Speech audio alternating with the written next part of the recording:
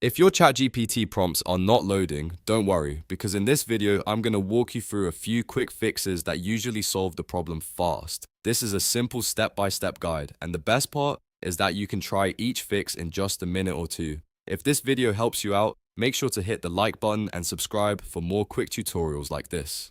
Now, let's get started. The first thing to do is open ChatGPT and refresh the page. Sometimes prompts fail to load because the page just didn't load properly the first time, and a simple refresh is enough to fix it. If that doesn't work, move on to the next step and check your internet connection. Make sure you're connected to a stable Wi-Fi network or switch to mobile data if your connection is weak. A slow or unstable internet connection can stop ChatGPT prompts from loading correctly, so this is an important step. Next, clear your browser cache and cookies. Over time, stored browser data can cause loading problems, so clearing it often helps ChatGPT work properly again. If you don't want to clear everything right away, you can also open ChatGPT in Incognito mode and test it there.